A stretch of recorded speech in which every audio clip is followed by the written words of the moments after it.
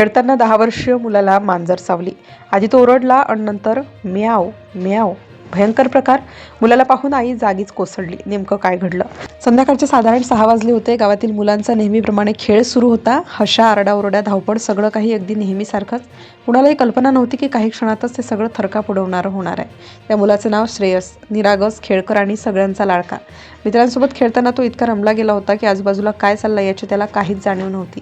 तेवढ्यात कुठून तरी एक मांजर तिथे आली. सुरुवातीला कुणाचं लक्षच गेलं नाही, पण त्या मांजरीची नजर सरळ श्रेयसवर खिळलेली होती. जणू काही ती त्याच्यावरच झडप घालणार होती. अचानक एका क्षणात सगळं बदललं. मांजराने जोरात झीप घेतली आणि श्रेयसच्या पायाला चावा घेतला. श्रेयस जोरात किंचाळला. सगळी मुलं घाबरून बाहेर पडू लागली. तो रडत रडत घरी धावत गेला. आईसमोर येताच तो हादरलेला होता. आई, मांजर चावलं, एवढ्याच त्याला सांगता आलं. आईनेही सुरुवातीला फारसं गंभीरपणे घेतलं नाही, पण काहीतरी विचित्र घडायला सुरुवात झाली होती. श्रेयस शांत बसत नव्हता. त्याचा श्वास वेगाने चालू होता. तो घाबरलेला दिसत होता आणि खूपच घाबरलेला. काही मिनिटातच त्याला मळमळायला लागलं. उलट्या चालू झाल्या. आईच्या चेहऱ्यावर आता काळजी स्पष्ट दिसू लागली.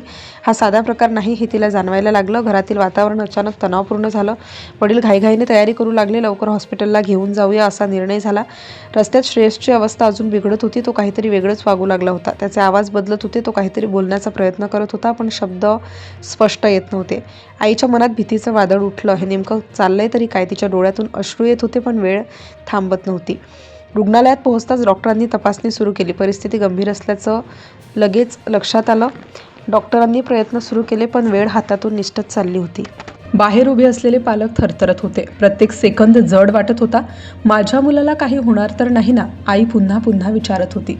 दरम्यान गावात ही बातमी वाऱ्यासारखी पसरली. मांजर चावला आणि मुलाची प्रकृती बिघडली. लोकांमध्ये कुजबूज सुरू झाली. काही जण म्हणत होते काहीतरी वेगळंच आहे यात, तर काहींनी याला अंधश्रद्धेचं रूप दिलं. भीतीचं वातावरण पसरलं. हॉस्पिटलमध्ये डॉक्टरांची धडपड सुरूच होती, पण अचानक एक शांतता पसरली. मशीनचा आवाज बदलला. डॉक्टर बाहेर आले. त्यांच्या चेहऱ्यावर गंभीर भाव होते. पालकांनी त्यांच्या डोळ्यात उत्तर शोधलं, पण ते उत्तर ऐकायला तयार नव्हते.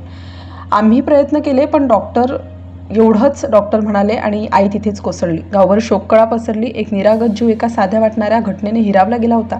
पण प्रश्न अजूनही तसाच होता, फक्त मांजराच्या चाव्याने एवढं भयंकर कसं होऊ शकतं? डॉक्टरांनी प्राथमिक कारण सांगितलं, पण ते ऐकून लोकांचा विश्वास बसत नव्हता. म्हटलं गेलं की मुलगा खूप घाबरलेला होता. त्या भीतीमुळे त्याला उलट्या सुरू झाल्या, पण त्या उलट्या बाहेर न पडता त्याच्या श्वसननलिकेत गेल्या आणि त्याचा श्वास गुदमरला आणि त्यातूनच हृदयविकाराचा झटका आला आणि सगळं संपलं. एक साधी घटना, पण त्यातून घेतलेला हे भयानक वळण आजही गाव विसरू शकलेलं नाही. आणि म्हणूनच हा फक्त एक अपघात नाही, तर प्रत्येक पालकांसाठी एक इशारा आहे. लहान वाटणाऱ्या गोष्टीही कधी कधी जीवघेण्या ठरू शकतात.